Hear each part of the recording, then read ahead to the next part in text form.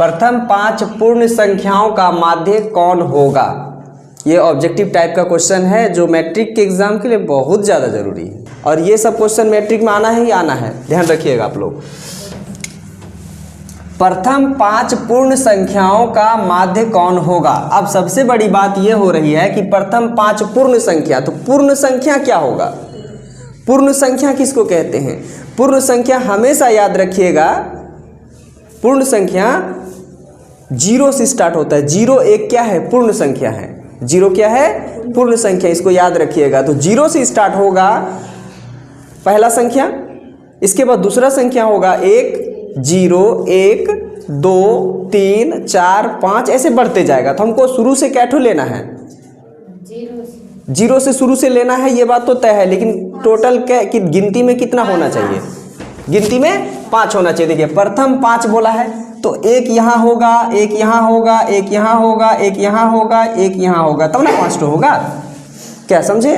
तो देखिए पहला होगा क्या, प्रथम 5 पूर्ण संख्या बोला, तो पूर्ण के लिए हमको लिखना होगा 0 से स्टार्ट, 0 फिर 1 फिर क्या 2 फिर 3 और यहाँ पर 4। अब आपको हम क्या समझाए कि बराबर बढ़ना चाहिए, बराबर बढ़ा कि नहीं। 0 के बाद 1 हुआ तो कितना बढ़ा 1, फिर 1 के बाद कितना बढ़ा 1 तो 2 हुआ, फिर 2 के बाद कितना बढ़ा 1 तो 3 हुआ, 3 के बाद फिर कितना बढ़ा 1 तो 4 हुआ। तो इस प्रकार से बराबर बराबर बढ़ रहा है। बराबर बराबर अगर बढ़ रहा है तो बीच वाली संख्या ही हो जाएगी क्या, माध्य या औसत। तो इसके बीच वाली संख्या देखो, 2 इधर कर दो, 2 इधर कर दो, बीच वाली बची ये 2, यही इसका माध्य हो गया। इस प्रकार से इसका ऑप्शन क्या हो जाएगा, बी, यानी कि 2 आंसर होगा। अगर इसी में से अगर आप बीच वाली संख्या को इस तरह से करके नहीं बनाते हैं तो एक और नियम है जो बना सकते हैं। सबको जोड़ दीजिए, जोड़िएगा, इसके बाद जितना संख्या होगा उससे भाग देना है। यही नियम है माध्य निकालने का, यानी कि औसत निकालने का। 4, 3, 7, 2, 9 और 1 10, 10 हुआ, यहाँ 10 लिखेंगे और उसको किससे भाग देंगे, 1, 2, 3, 4, 5, 5 से भाग देंगे तो 5 दूनी 10 यानी 2। इसके हिसाब से भी 2 निकल रहा है, ठीक है।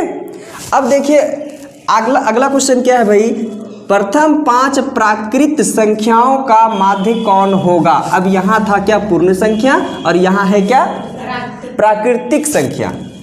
प्राकृतिक संख्या बोलिए, उसी को बना दिया जाता है क्वेश्चन बनाते समय, प्राकृतिक संख्या लिख दिया जाता है, प्राकृतिक संख्या। तो ध्यान रखिएगा। तो प्रथम 5 प्राकृत संख्याओं का माध्य कौन होगा। तो इसमें भी क्या देखना है कि प्रथम जाना है। प्रथम मतलब कहाँ से स्टार्ट होगा, प्राकृतिक संख्या है। तो प्राकृतिक संख्या, पूर्ण संख्या तो 0 से स्टार्ट होता है। अब प्राकृतिक संख्या कहाँ से स्टार्ट होगा भाई, 1 से स्टार्ट होगा। 1 देखिए, पहला, दूसरा, तीसरा, चौथा और क्या होगा 5वां। तो पहला संख्या होगा 1, दूसरा होगा 2, लगातार है, ठीक है, 3 फिर 4 और इस प्रकार से 5। अब हम इसका माध्य निकालेंगे तो आप देखिए बराबर बढ़ रहा है कि नहीं बढ़ रहा है।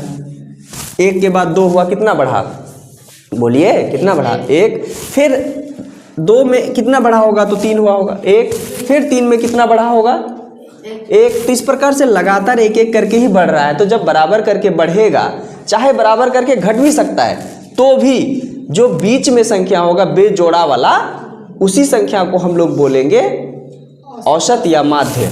तो इसमें देखिए तो 2 इधर छोड़ दो, 2 इधर छोड़ दो, बीच में आया 3, तो इसका आंसर हो जाएगा भाई 3, ऑप्शन ए।